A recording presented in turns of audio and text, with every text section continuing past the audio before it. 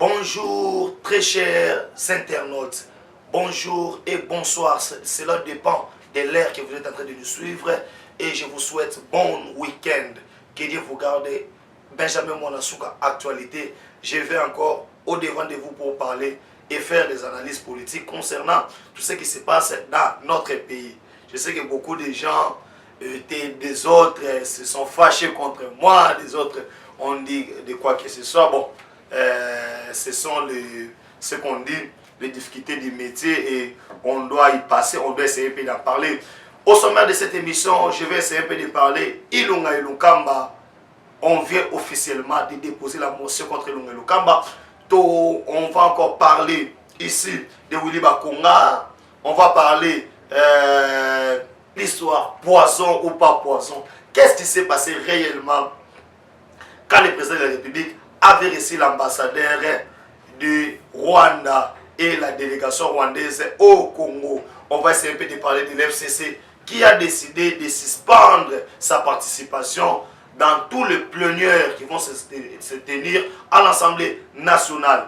Tête à tête, John Biden et Mutombo Dikembe. On va essayer d'en parler. Peter Pam, on va essayer d'en parler. Quelle est la politique que le président américain va-t-il adopter pour l'Afrique et quels sont les tenants et les aboutissants tout au long de cette émission? On va essayer d'en parler. Tobeta Masolo wana surtout n'a profité de sa moté na Etienne Kabongo de boulonnage. Pourquoi pas na vie na ngai Roger les combattants Masolo Zagitoko actualité mwana suga les na bino bolingara. Tobeta Masolo pour comprendre makambu ndenge ezali ko kende tout au long ya émission oyo.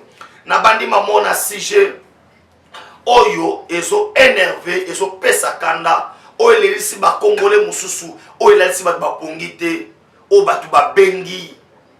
Mais concernant on comme étant porte-parole comme état comme état de communicateur, on peut pas ramasser des histoires par-ci par-là. Hier, si pour les uns j'avais décidé et pour les autres j'ai bien parlé, j'aimerais vous expliquer que non, hier, dans le qui angle purement, il y a côté la comment l'administration où il travaille dans le président de la République. Na côté qui na angle où Italie, ba fait, ba geste, il y a autre béni ambassadeur, il y a Rwanda parce que Vincent Taré Gabozo Kawana, c'est un type là très mordant. Ba bengana ye en Afrique du Sud. Boye ga bengana en Afrique du Sud parce que ça mutu oyo il y a ça là grand coup. Et je suis parmi ces gens-là au Basengaki. Et te babengana na Congo. Balongolaye parce que c'est un type là très mordant. Un envoyé spécial. Il y a Paul Kagame. Je pense que vous allez comprendre que non. Pourquoi ça s'offre de partout. Bientôt là, Fachi président Union africaine, on doit arrêter le lent. Mekaki na babilo kwa mike, ça n'avait pas marché. Est-ce que Abimisi qui poisson, on va essayer d'en parler. Abimisi microprocesseur, où ils ont la capacité, il y a qu'à capter, il y a qu'à émettre son à distance pour comprendre tout ce qui se passe dans la présence de la République. Et total quel est le travail où la présence de la République va battre, on appelle ça un coup de chapeau. Parce que si on est arrivé en comme en vidéo, c'est parce que les caméras, il y a présence, Bazaki et Kenge, na Vincent Tarega, basé dans grand plan. Tu vois, on a une image à la basé dans grand plan. Et puis les deux, dans la regard, Fatih Datimbela qui quelque chose place ou. Et puis, on comprend que non, pour la qui s'ake, ambassadeur Wana, intention des Amabé, tala avant glisser l'oraso glisser Wana, à bois qui mis sur la gauche, à bois qui mis sur la droite, et au moins que non, regard Wana, et ça déjà Amabé. C'est pourquoi tous les bateaux à Benyangaï, dans les bons et dans les mauvais, n'a pas abino, ayez vos apaisements. Mais à l'entretemps, dans sa initiative, il y a autre bengi, marche moro ya munene, autre qui n'a pas tout surtout. Malembe, tina ambassade, il y a Rwanda. Poto Senga, ambassadeur Rwanda dans 48 heures. balongola ye parce que na ba relations internationales c'est la information de ça nango toko kan ambassadeur te toko sambisa epete azali couvert na ba immunité mais parce que ba fait ce geste et mon ami que il veut assassiner notre président. Très chers compatriotes, ezali makambo na za mukongo mungana muswahili te, ezali makambo te na za opposition. Naza na pouvoir te, naza membre ya FCC tonalité, les faits sont réels. Oyo tozo mona biso no soto. Qui azo glissé loko. Et loko moni. C'est l'analyse auto ya liboso. Et ça auto bengi poison moko le plus mortel du monde. Après avoir kosopango bongo et s'évaporaka. Et alors que le lomo ba tcheko toka na simanango, il faut atteindre la climatisation. Coup de chapeau na bato présidence parce que ba mona ki le kouana awana zo biso bakit. Bâtiment wana biloko wana nyoso tout. Et ça lit déjà la minute oyo ba dégager yango. Voilà pourquoi nous avons appelé à haute communication en présence de la République. Bah fait ma casse le roi à Boy. Silence radio. C'est comme si l'homme était Salamaki. Vous voyez comment les Rwandais sont dangereux. Nazaï Moutel Bossoa et Rolobake, non. On faut aussi la guerre dans Rwanda. Mais il y a des éléments matériels. On doit interroger l'ambassadeur. Faut que il faut ministre affaires étrangères. A comme la haute bengi Rwanda, va expliquer biso que ba image auto so monde. Ba faire oyoyo ambassadeur Rwanda sali. Cela veut dire quoi? Ba pesa sur explication. Soit pesa sur explication et so relever la compétence na biso. To ba to kateli relation na Rwanda. To ba plutôt to kanya ambassade à Rwanda na Congo et ça a sauté. To cadre la relation diplomatique. Mais c'est comme ça la diplomatie exigeante. Parce que les faits sont réels. Oh mon ami. Yango bande konangai boye bakeno na kolembate parce que fait ça tarega na sa mutu oyo na sengaka déjà bandakala. Mambo lelo te. J'ai hâte ya ko sala campagne ko bakeno les types là doit quitter. Quand on est là on va bonna avec maman mwesi na mukabo. Na le sabino que c'est type là très mordant. Les types qui nous a dit que non, si on ne veut pas vivre avec Oto Bengi, Batouti, communauté na Congo, Toko, Ekoine la Bissau. Et nous voyons comment Rwanda est impliqué. Imaginez-vous, bon, on est Mataki. Et continue la climatisation. Et continue partout. Oh, bango tunde bayaki wana bakida na banti nango. No mona kitaba bimi ministre ya économie ya Rwanda taba temina mama Kasia au mona zo seka. Ba otala basimo o seka. Et puis autant fait ça tarega à gauche, à droite. Et les images sont là. Bino mo Rwanda lisé ngo olonga na kosenga bino ezali été. Vraiment merci beaucoup na monde bobimba parce que vous lakisi que non Fatiaza bino.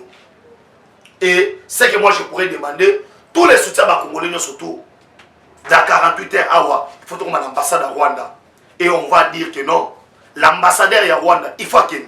Moi je vais mobiliser les gens, on va faire des banderoles, on va descendre sur les lieux. Tara pièce contre pièce, moto aboyane au bang. On a le bang ça les asuna na makasité konanga. On va arriver là-bas et on doit mettre les Rwanda, il faut allo l'ambassadeur Rwanda. Allons l'ambassadeur wana na bamboka mususu ba esprit abo abuma bango na lekimba moko na koti na dossier ilunga ilukamba mes frères et sœurs. Ah, ilunga ne veut pas sortir n'importe à monene. Voilà les conséquences. Il y a la sous ordre il y a autorité morale tala ne rendre papa mukolo ridicule. Ah on a so bisayo 313 députés ont signé motion pour le départ de Ilunga. Maintenant, quelles sont les conséquences de la motion? Ils ont dit que 1. Tant que vous avez la motion, ils ont des griefs pour la néon. Par exemple, il y a des griefs pour retenir contre Ilunga. Il faut y bazo accusé que ministre de la défense bateka bateni militaire ya biso Congo et pas ba Rwandais ba prima ba soda pesa marate ba soda ba komi ko quitter front pour ba ya na Kinshasa ba ko déclarer salaire à la traité dans place à l'étika la polele ba Rwandais ba sokota non seulement ça et le quoi ne osala été ilunga ba sambisa sur auto bengi haute trahison mokolo ya lobby vendredi ba signaki motion déjà quand vendredi wana na pokwa ba kende ba déposer yango ba accusé réception na cabinet ya premier ministre conséquence ça ni dans 48 heures il doit venir répondre dans l'Assemblée nationale. Maintenant les FCC va venir dans l'Assemblée nationale, ils ont dit ils ne vont plus participer na ba plénière parce que Mamouzo Salema ils ont violation il y a constitution. Ce qui est faux et archi faux. Article 100 il y a constitution. Ils ont fait ça député national. Des rôles 1 il y a co-légiférer ma loi. De 2 il y a que ça la contrôle parlementaire. Et puis pour expliquer Batou, vous allez comprendre quoi. Dans le cas d'espèce, la Cour constitutionnelle avait déjà tranché. C'est la Cour constitutionnelle qui a donné matière na auto bengi en bureau d'âge de l'Assemblée nationale à l'objet que non motion de censé. Or FCC bazo lobela article 13 l'article 12 il y a règlement d'ordre babo sani que plénière est souverain. Comme la plénière a décidé que non, il faut pas analyser motion Lukamba, comme la plénière est souverain, les bureaux d'âge et puis Cour constitutionnelle a passé bureau d'âge Ningi Sawana. Cela veut dire c'est le plan loi. Or FCC Basakimo et l'homme rien n'a pas perdu. Il pensait que règlement d'ordre de l'Assemblée nationale et ça la constitution. Il voulait comparer les règlements d'ordre na auto bengi constitution comme le là bako le bambanda. Or la Cour constitutionnelle qui est censée Yarosani Yakoluka Kotala est-ce que maman Bosala est conforme ou non conforme à la constitution. La Cour constitutionnelle avait tranché. Cela veut dire ce qui sont en train de faire aujourd'hui Katia Assemblée nationale et Zali Biloko Mo Zali légal. Et le premier ministre Akokwaya les 313 députés sont aboyés dans oui, soit beaucoup chose qui sera impossible parce que nous avons déclaré d'abord que motion, je donne coup de chapeau à tous les députés, et ça là ensemble, et ça là MLC, et ça banane, ils ont signé pour ne départ et conséquence il sera humilié à Kobima na petite porte et puis il y aura des conséquences parce qu'il y aura des poursuites judiciaires. Il y a un émission que non, Ilunga Lukamba a déjà tina lundi na butu abima na grande porte asenga ko démissionner le collabo ko démissionner conséquence ya buso banaye yango wana les frères et les amis du PPRD au bossé déclaration boyate plénière et rokota bako décision Ilunga Lukamba.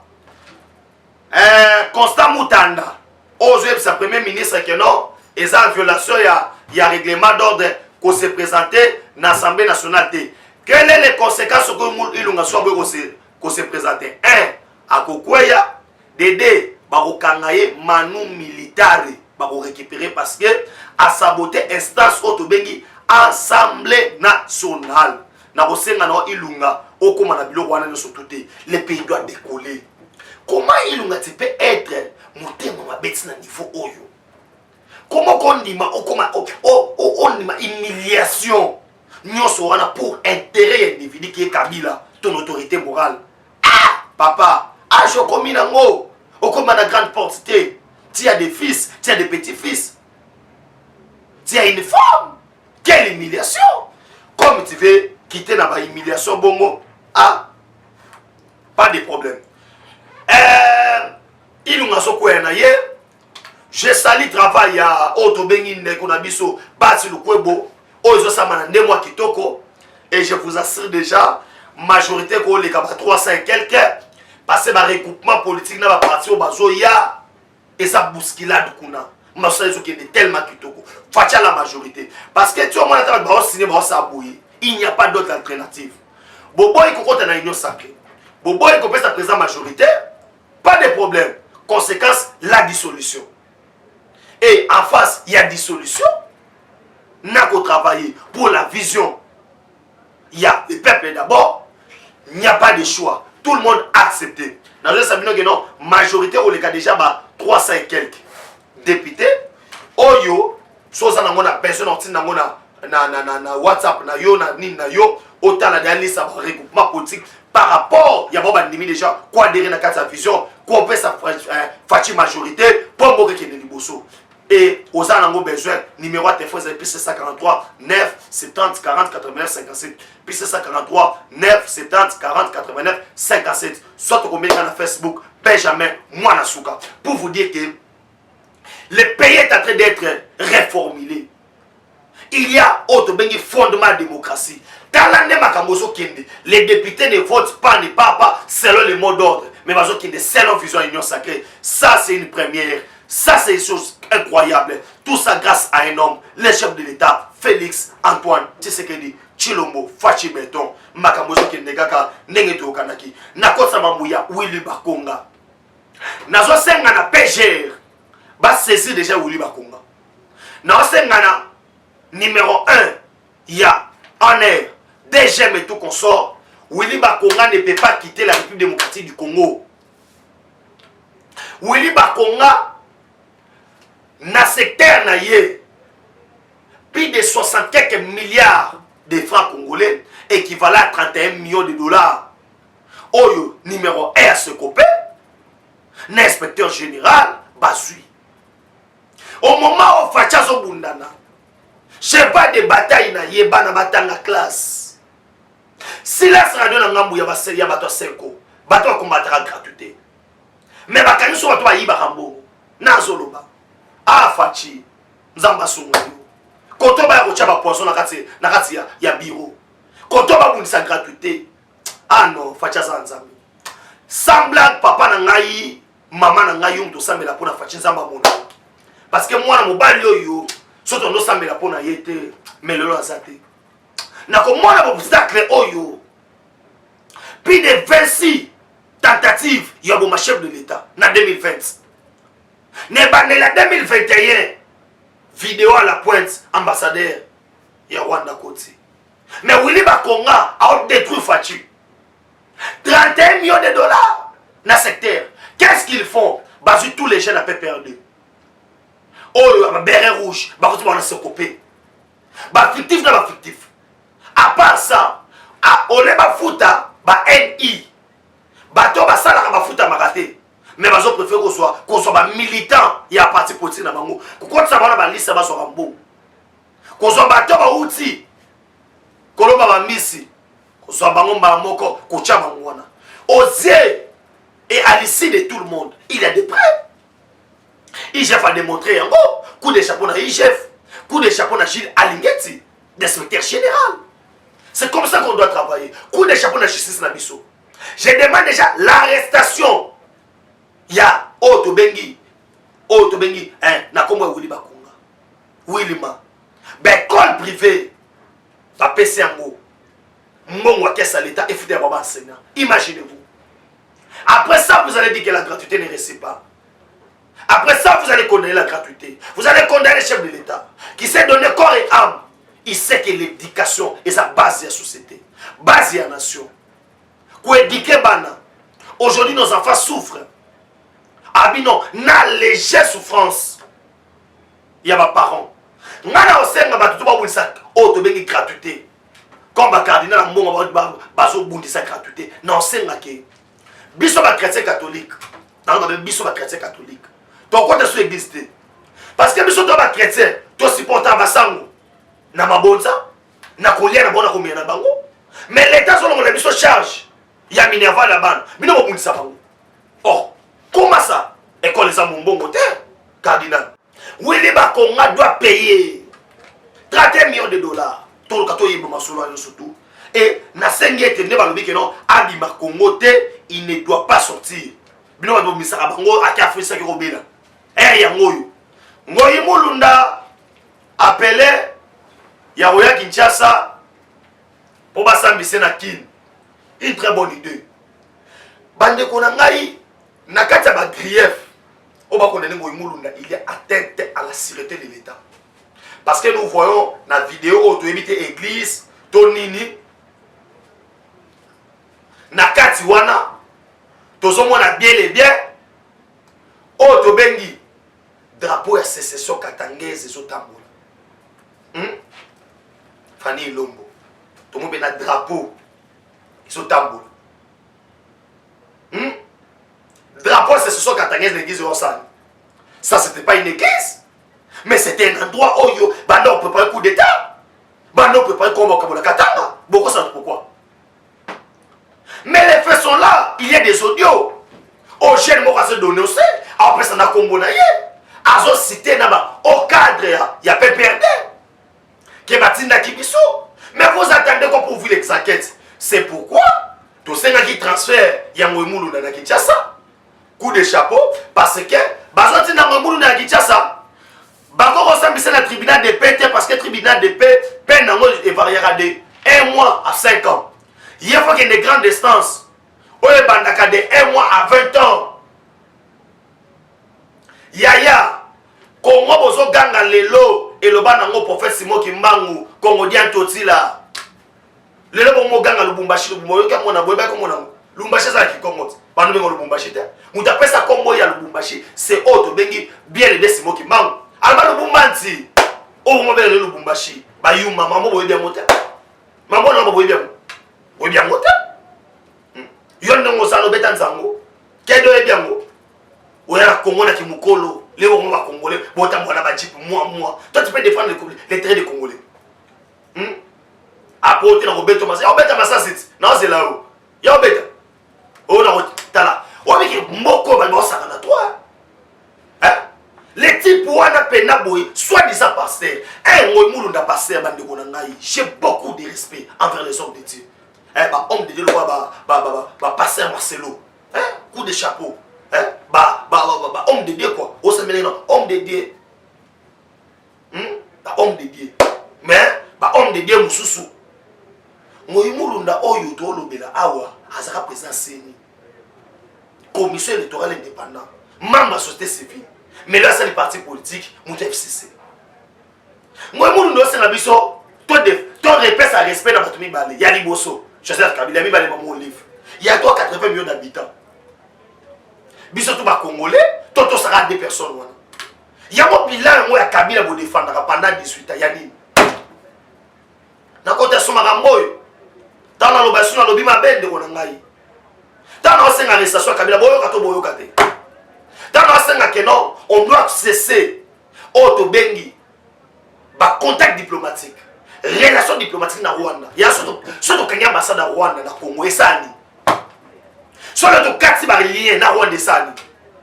Mais c'est le Congolais qui sont en train de mourir. On profite quoi na Rwanda? Qu'est-ce que les Rwandais portent na Congo? Les Rwandais pillent. Oh, ils ont des ressources naturelles na biso. À l'entretemps, on a des gens, on va appeler ça audio. Service de sécurité pour ça.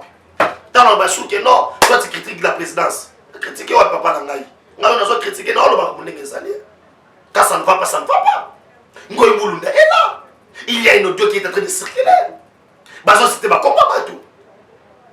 Depuis que Kabila a dans Lubumbashi, insécurité Matimakas, ni t'étais à port Yababa Kyungu, mais Oto Bengi, c'est ce Ngebanda. Bagabaka Takatanga. Ngebanda. Quelqu'un qui tient un discours, incitation à la haine, atteinte à la sûreté de l'État, c'est 20 ans. Plus de 20 ans même. Et la CC, drapeau. Où est-ce qu'il critique? Où est-ce qu'il y a les sangs à Batou? On va déstabiliser beaucoup. Ah, la copine na souka. Non, ça va être au lobby là. Et l'autre délit c'est sang à lobby. Il y a 500 sang à Mozarani. Moi, oh, tu as bien dit, Nani, viens à Bisso Nani, Nani, ah, comme Mozokima.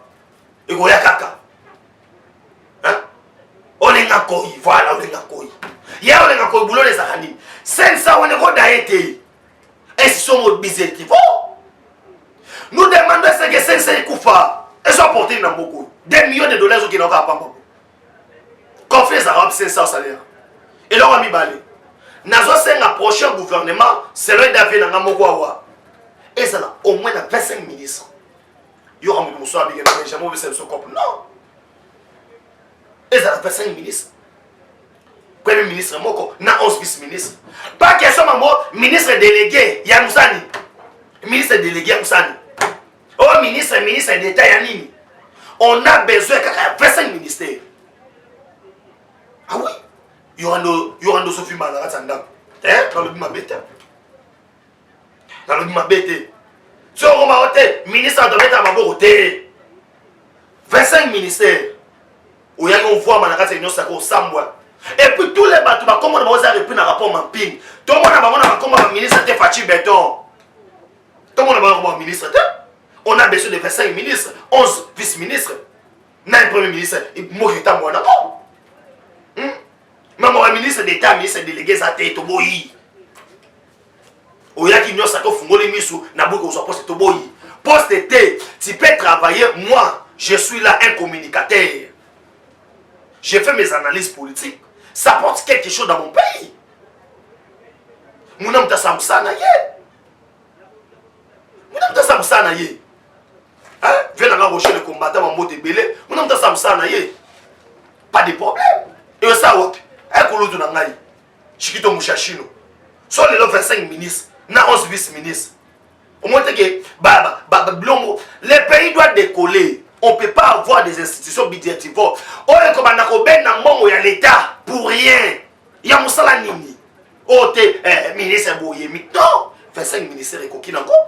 Na 11 vice-ministres. Na premier ministre, on y va.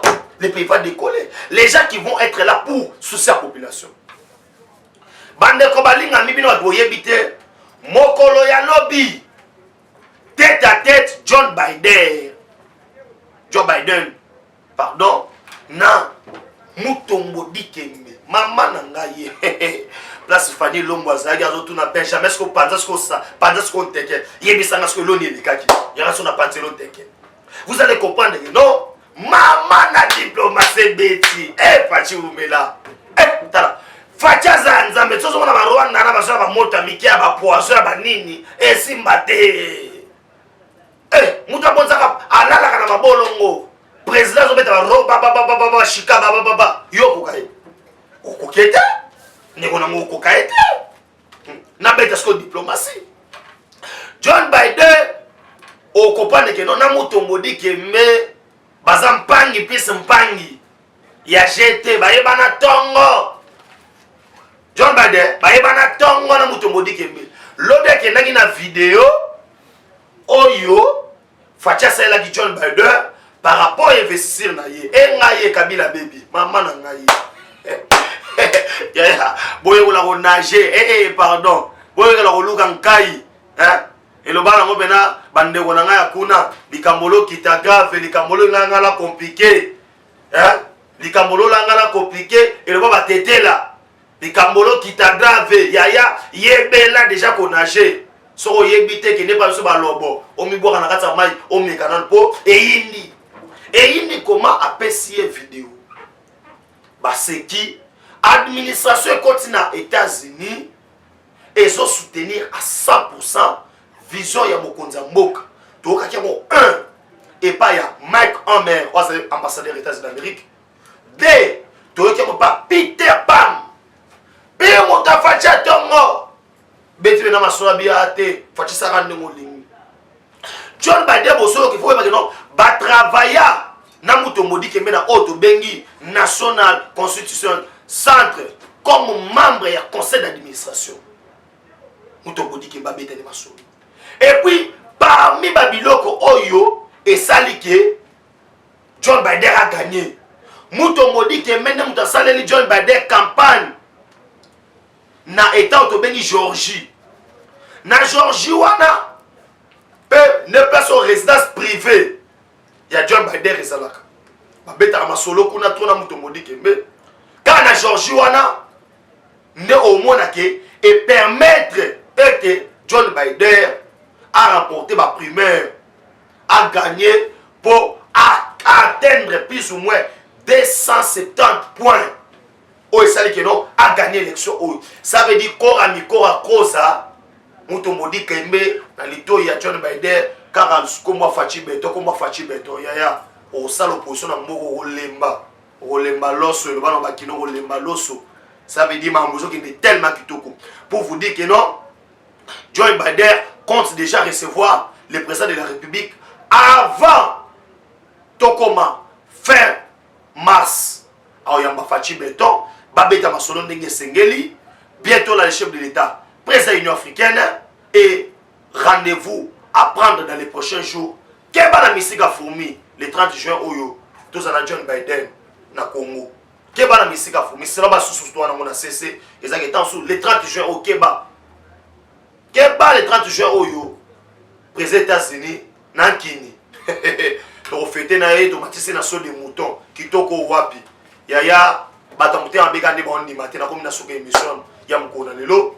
Na pesi merci na les grands caméramans Oazaki na biso elongo et tozaki assisté na bandeko belé et na pesi ba mote na ngai pour esa week-end peut-être ça cheminer malem vers fin ya janvier ba message devait se continuer kaka na pesi auto bengi na kombo ya Etienne Kabongo de boulonnage na bosanité bandeko na ngai auto bengi Clarisse na Rachel et na bosanité like et mote belé na bosanité Mama José Tumba papa Hervé Tumba na bosanité papa Dipa dans Zambie ba mote belé et na bosanité ba o surtout ba linganga de loin ou bien de près qui sont le tété Alain Moulamba na bosanité Patrick Nzomba mote wa mama yuyu ba mote na belé et de Kimana na Nzambe et ou mena bota na bino na souhaiter mes condoléances na famille bisika surtout